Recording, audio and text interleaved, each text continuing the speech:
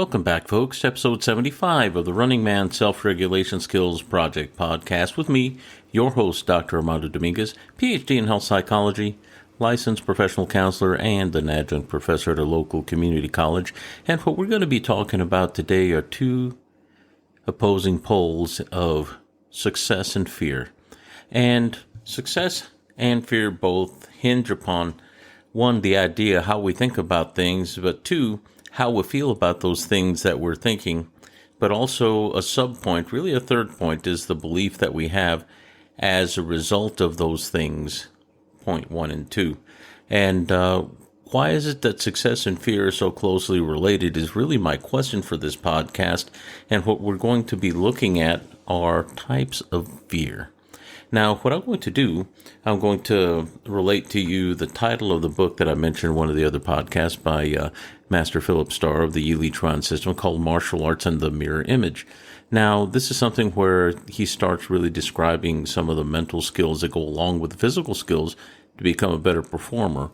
But there's this one segment in his book that I just wanted to share a little bit of, and it discusses fear and failure, and that's chapter 16.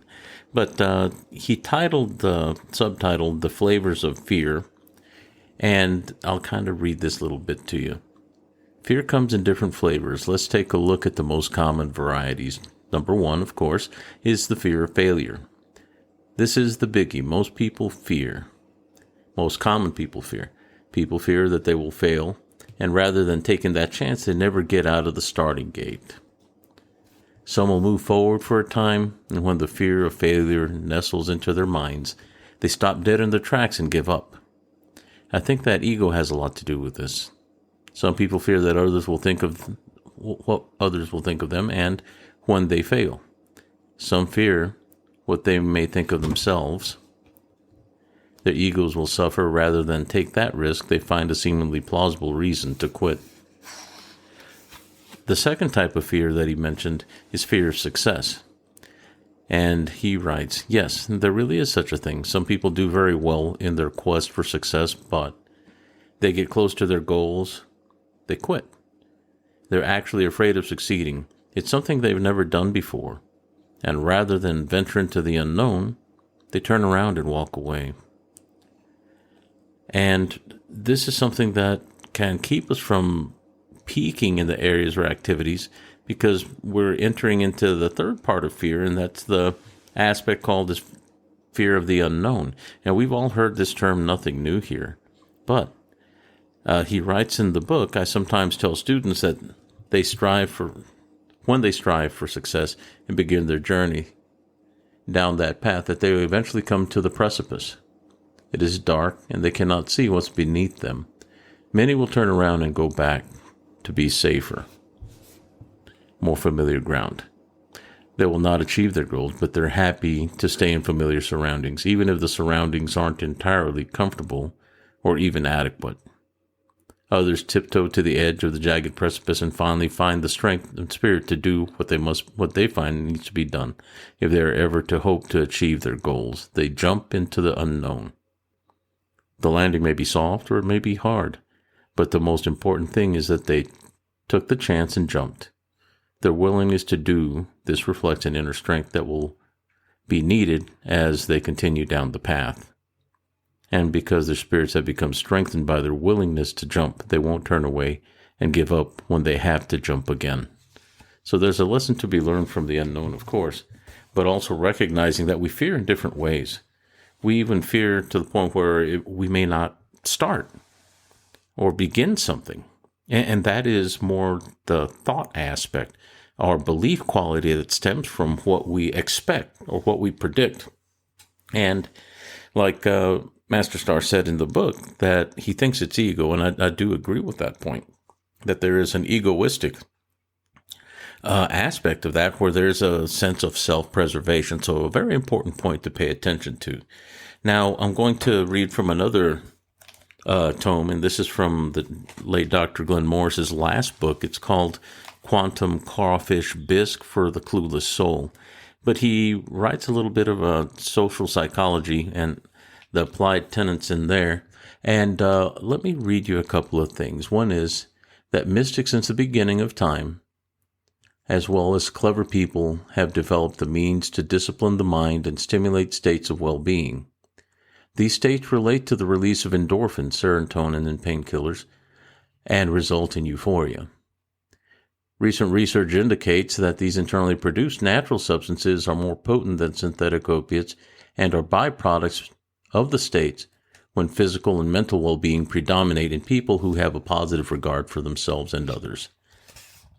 In other words, at the most basic and fundamental level of our existence, thinking positively is not only good for us, but correlates to social success to the extent that the long-term choices of evolutionary and biological development can be shown. We are not blank slates, and when we choose to ignore the marvelous strength endowed by our biological nature, we literally toss aside the capability for success and damn ourselves to the role of sheepish followers. And that is some profound speak right there. When we're discussing the fact that when we talk about the influences in our life, we do not get simply relegated to, well, it's a biological factor, or it's genetic, or it's stress in the environment. This takes away our capacity as human beings and our creativity in problem solving that we as human beings have whenever we are adapting to our immediate environments, our environment that we're living in, that we're trying to overcome, or maybe that is unknown, that is very closely tied to the fear factor we just talked about from martial arts in the mirror image. Now, why are these two things important? We talked about succeeding and fear. Well, the first part is that to succeed, we have to be able to think and imagine and visualize. And that is part of the belief structure, because our body will do what our brain tells it to do, even if it's damn near impossible. And that's what they're pointing at. And whenever Glenn Morris is pointing at the fact that we have these biological constructs that we say are our limitations, and we realize that there's more influence there that's occurring, part of it can even come from within, that could stem on the belief systems that we may develop as a result of learning, teaching, practice, experience, this sort of thing, then we may be able to mitigate the effects of biology, genetics, the social scheme.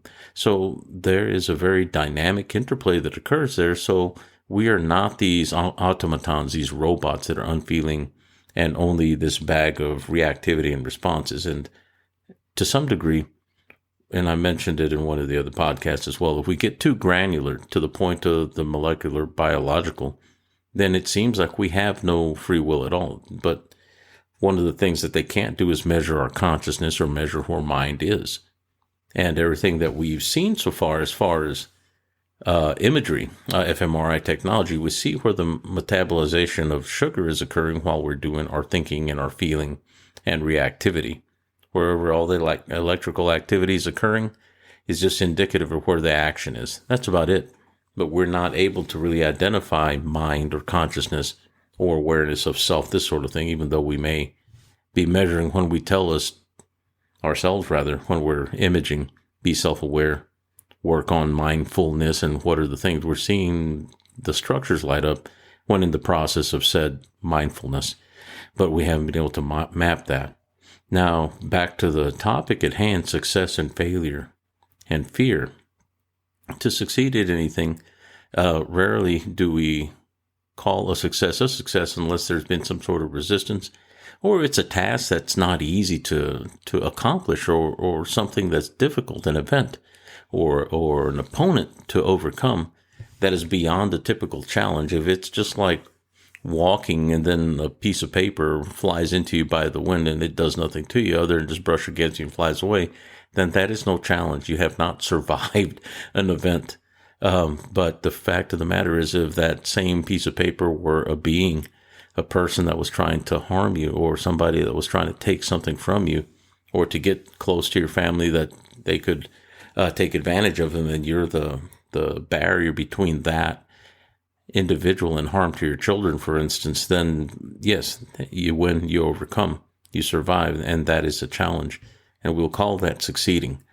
But whenever it comes to business, there are a lot of challenges we run into. The thinking and the processing of information, and also being able to sustain employment over time long term, That's a dynamic thing, and that is a win. Most people don't count the fact that you have to go to work with your game face on, that you have to be not only sociable, but be able to take constructive criticism, follow instructions, and not have a bad attitude, for instance, when somebody tells you what to do when in actuality they're your boss. And there sometimes are people that are immature and lose their job because they get into, you're not going to tell me what to do. As if that has anything to do with them personally, even though it will personally affect their income if they get sent home, this sort of thing. But those are survival traits too. They're social dynamic survival traits. And those are wins whenever we can stay at a place of employment, for instance, for an extended period of time to make a living, to provide for family, this sort of thing. Some call them sacrifices. And you can say that. It's not unfair to say that. Some places are more challenging to work than others. But the more you stay there, the more you've survived and overcome. And we have to recognize that. Don't always have to jump up and down with fists in the air saying, I won, I won. But if you recognize what it is, it's really not so far from that image, is it? Sometimes it can be quite challenging. But that's a win. That is a success. And whenever it comes to the mind and how we fear, sometimes we fear starting. We tend to exaggerate and predict things beyond what they are because we're prediction machines. We're sometimes capable of expecting things to happen, but we tend to want to over-respond or over-exaggerate so that way we don't arrive with not enough. It's like the old adage that says, never take a knife to a gunfight. I had a gun show this weekend. My son actually was talking to this one older gentleman that was trying to be sassy and rude to him, and basically said, "Don't take those brass knuckles to a gunfight," that he was looking at, and basically told him, "Well, I collect these, and I also carry firearms if I need to," and the man backed off. But he was telling me that he was basically thinking that, knives are much more dangerous up close than guns are in many cases. And that's just based on the research and literature. It doesn't mean at a distance that you're at risk for getting cut if you can't touch them. But at touch distance, you may not have time to draw your gun, but you have time for the knife. And it just depends on the paradigm. Very specific, but the idea, it's still a bit comical. But once again, sometimes we fear and exaggerate what hasn't happened, and that prevents us from starting. And really, that's an egoistic self-protection, and it's a mechanism that helps us feel like that part of us that we call our ego is not going to die or get hurt or get lost somewhere in the mix, in the fight that we're going to call our challenge that we're worrying about. And sometimes we realize when we have to go through it anyway that, wow, it wasn't as bad as I thought it was in my mind. And I say that in my mind. Sometimes we exaggerate things. Sometimes things aren't all they're cracked up to be. Sometimes they're very disappointing. Sometimes we over-exaggerate things and realize, well, it wasn't all that in the beginning nor in the end. And then sometimes we realize, man, I underestimated that. We're really terrible at estimating and trying to average out in advance what it is that may be our challenge to come. Sometimes we get too busy in that and forget to just present ourselves and do our best and arrive with what we know. It's okay to be prepared. Nothing wrong with that. But sometimes we can scare ourselves in preparation to the point where we won't start at all. The next thing is, what am I going to do once I succeed? That fear of success can also be, well, now I know what happens whenever I don't succeed. I know the rules there. I know what the expectations are. I feel a little bad, but I know the rules there, and I feel comfortable there, and I know what happens next. We as humans are creatures of habit, and a lot of times that habitual way of living is not only comfortable, it's almost knee-jerk reaction, and we tend to slip into that very quickly. But when we break our mind state from that of the common day-to-day mindset, rise above the level of sheep, or sheeple, if you will, not being the sheep, but rather sometimes we have to put on our thinking caps and become the predator or the wolf in a sense when it comes to our environment, and changing how we view things, how we see things, and how we act and interact with our world. And sometimes that can be quite the epiphany. It can be a life changer in some cases. but some very important things to pay attention to, of course. The next type of fear, the fear of the unknown. And this is the one that will take us off into the very tail end of this conversation that is more along the lines of the neurobiological. But the fear of the unknown, a lot of times that expectation is enough, like we said, to stop us from starting. But also that fear of not knowing what's going to come next can be overwhelming and very anxiety-inducing to some.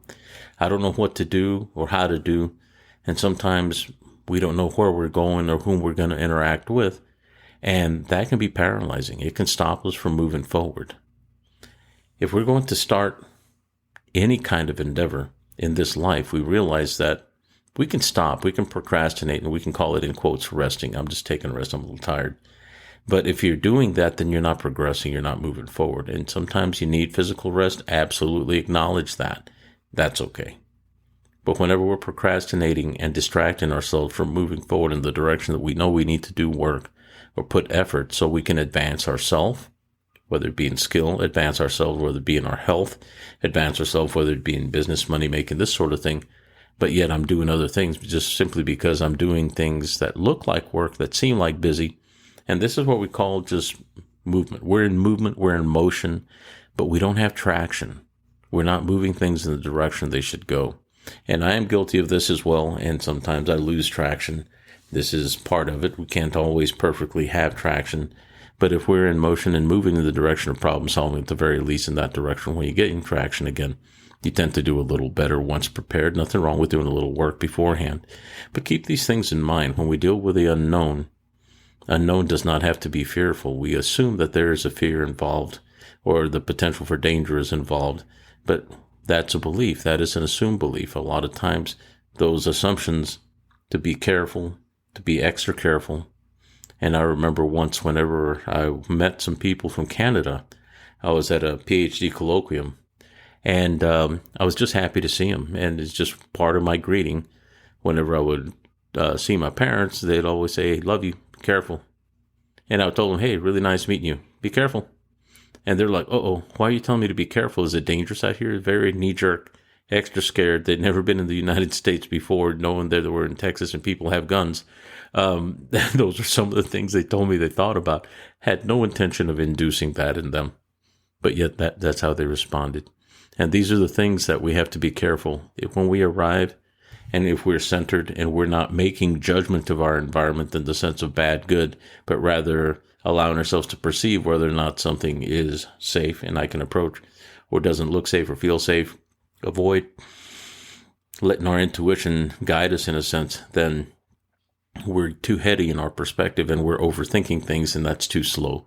Sometimes we have to respond to the dynamic environment by the dynamic aspect of ourself that is always on. Its attention is always on. You don't have to focus, but your attentiveness is always on. Our ears, our skin, taste, touch, smell, our eyes, the whole bit, it's always on. And those are important things whenever we're navigating an unknown.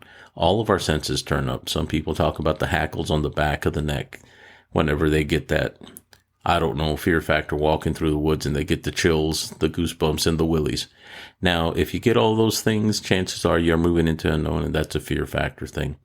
But if you can center and breathe from your lower abdomen and walk, even that settles down, but you're still able to sense at a distance without falling into the fear response. Now, here's the neurobiological stuff. There is a structure in the brain, and this is something that has been spoken of quite a bit lately in the media circuits and the social media in particular, and also on lots of podcasts. Huberman Podcast actually did a very good piece on it. And listening to him speak about what they call the AMCC, the Anterior Mid Cingulate Cortex. And the AMCC structure in the brain is something that whenever you do something difficult, the signal goes through there. But also when you do something difficult and succeed and you complete it, the AMCC grows, it becomes larger. Not unlike the amygdala, that if you experience lots of trauma, lots of pain, lots of fear, we tend to be conditioned to that, and that structure also increases in size, which means you have more neuronal development, less resistance to signal because you have more pathways, more highway, so to speak, to those areas. So it makes those signals harder to stop and much more compelling and influential in those decisions that you make. But the AMCC, back to that, David Goggins, many of y'all have heard the name, Navy SEAL, talking about running the 100-milers and doing the extreme running type stuff, and just encouraging people to go even when everyone doesn't feel like it, and grinding out. Not everything has to be grinding. Not everything has to be painful. But whenever you do things that are hard and succeed, your AMCC is involved, your Anterior Mid Cingulate Cortex, and that structure in your brain does grow, which means that you become more skillful in that area, and not because it's not a motor cortical area, but rather more skillful in the sense that that aspect encourages you. It also makes it easier for you to be motivated in things that are hard. And when you gain skill, the motor cortical stuff that's higher up in the brain, wherever you consciously decide to do stuff, will increase in skill, but it won't nearly be as difficult once the AMCC is growing as well. And that's one of the correlations, not saying causation, but correlations involved with doing hard things. So sometimes the things that we do are difficult.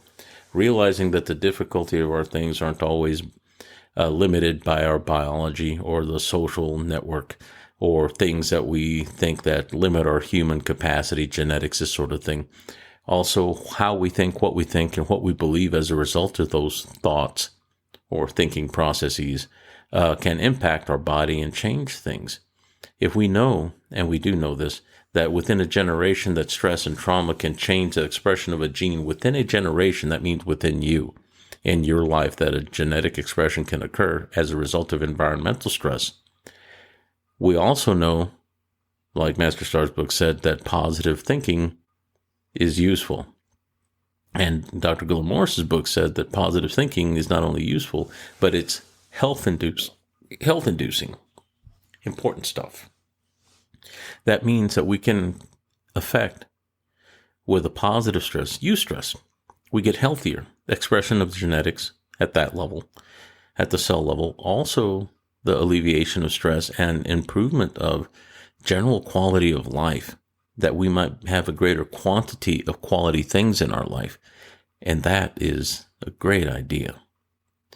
Now, that's all that I have for today. I just want to talk to y'all and let y'all know that we have rain here in West Texas, finally. Looking forward to it. Certainly enjoyed driving in it. Had to go drive in it because it was fun. Did some stick fighting training in the rain. That was phenomenal on Saturday. And got a chance to see my sons train with me. Went to a gun show and saw grandbaby start walking. So that was an amazing Saturday for me this weekend past. But I just want to tell you thank you. I want to share that. And I hope that this podcast finds you well. And I hope that you share this podcast, even with those people that think they don't need it. Give it to them anyway. And they'll feel better after the fact. No guarantee, no promise. But hey, maybe they'll smile. And I certainly appreciate your time once again. This is the Running Man Self-Regulation Skills Project Podcast. You can reach out to me at runningmangit, G-E-T, skills at Gmail. And leave me some commentary. Leave me some feedback there. Let me know what you're thinking, how you're doing. And hopefully we'll be in contact. And who knows, maybe one of these days I'll run into you out in this great big world. And maybe we can share some tea or coffee. Take care of yourself and walk well.